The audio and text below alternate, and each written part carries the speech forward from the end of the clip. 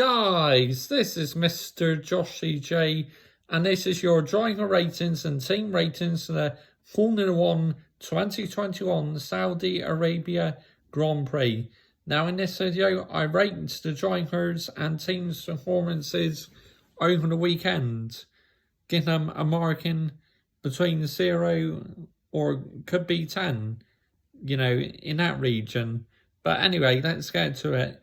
Right, I'm going to start off with Mercedes. Lewis Hamilton, 8 out of 10. Now, I'm actually marking Hamilton down a bit because, to me, I think he should have been given a penalty for impeding Nikita Mazepin in the practice session in FP3. So, Hamilton very lucky to escape a penalty for that, in my opinion. So, yeah, you gotta say it how it is, I honestly thought Hamilton should have had a penalty, so that's why I'm marking him down. P1 in qualifying, P1 in the race, but boy oh boy, he had to work hard for it, didn't he? Fauci Bottas, 8 out of 10, P2 in qualifying, P3 in a race, past Esteban Ocon right at the end along the start-finish straight, and got Mercedes a double podium, which was absolutely what they needed because they extended their lead over Red Bull in the constructors. Red Bull, Max Verstappen, 8 out of 10. Again, I'm marking Max down a bit because he was nailed on for pole position and he absolutely bottled it in qualifying. Before the final corner, hit the wall, and that was his chance of pole position gone. P3 in qualifying, P2 in the race. Now, Lewis Hamilton and Max Verstappen level on points going into the final race of the season. Sergio Perez, 5 out of 10, retired in the race, but again, not the best of weekends for Perez. And of course, Perez retiring, Red Bull lose a lot of points to Mercedes in the constructors. So, yeah, disappointing for Perez. McLaren, Lando Norris, 8 out of 10. Yep, I thought he was very good as well, Obviously, during the red flag, he got very unlucky because others changed their tires, so Lando missed out big time, but yep, disappointing that for Lando Norris, but still a decent race nevertheless.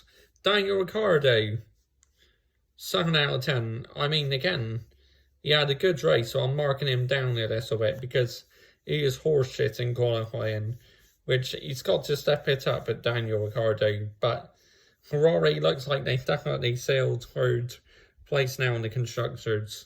Ferrari, Charles Leclerc, 7 out of 10. I mean, obviously, Perez and Leclerc made contacts. Perez retired, so Leclerc was still in the race. So decent performance by Leclerc this weekend, I thought. Carlos Sainz, 6 out of 10. Marking him down because he had a horse shit qualifying, but had a decent race, so fair play to Carlos Sainz. Alpine, Fernando Alonso, 0. Absolutely 0. I mean, it was just a weekend to forget Fernando Alonso, wasn't it? I mean, he did so well in Qatar, but this weekend he really struggled. Absolutely nowhere in the race. He ended up finishing P14, beaten by Ocon all weekend. Esteban Ocon, 9 out of 10. I mean, he had a good qualifying and in the race. To miss out on the podium during the final lap of the race, absolutely devastating for him. Ends up finishing P4. Aston Martin, Sebastian Vettel, 5 out of 10. It really was a difficult weekend for the Aston Martin team, and same score for Stroll as well, because again, it's a disappointing weekend for the Aston Martin team. AlphaTauri, Pierre Gasly, 8 out of 10, Mr. Consistent. so unbelievable in qualifying. Like, I think he got P4, P5, and in the race, decent results as well. Yuki Tsunoda, 7 out of 10, you know. I thought it was an absolutely fantastic weekend again for Yuki Tsunoda. Very good performance. He's definitely upped his game recently. Alfa Romeo, Kimi Raikkonen, 0. Absolutely 0. I mean, he made contact with Fernando Alonso in the race, which that was his fault. And just beaten by Antonio Giovinazzi all weekend. Antonio Giovinazzi, 10 out of 10. Yes, I'm actually giving Antonio Giovinazzi 10 out of 10. I thought he's absolutely superb this weekend. Finished ahead of Kimi Raikkonen all weekend. And P9 in the race. And Alfa Romeo drops him. It's absolute madness. I mean, he's going to Formula E, which to me should still have a driving in F1. But nope, money is taking over the sport. That's all it is.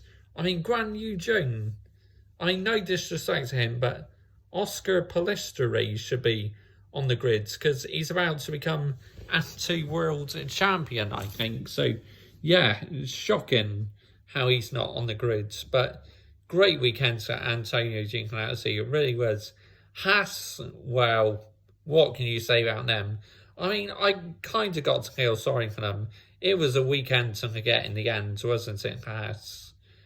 I mean, Mick Schumacher, 5 out of 10. I mean, had that really bad crash in the race, but thankfully he was okay. Well, also Charles Leclerc had a bad crash in practice, so thankfully he was okay as well. I think he crashed at the same corner, actually, Charles Leclerc, than what Mick Schumacher did. But, yeah, I mean, weekends going to get for the Haas team. Nikita Mazepin, I mean, it's got to be. I mean, he did spin, didn't he? So it's got to be a 0, I believe. Yep. Nikita Mazepin, 0. Now, that's not me ganging up on Mazepin, but you've got to be honest, you know. Again, it was a shocking weekend for Nikita Mazepin. It really was shocking.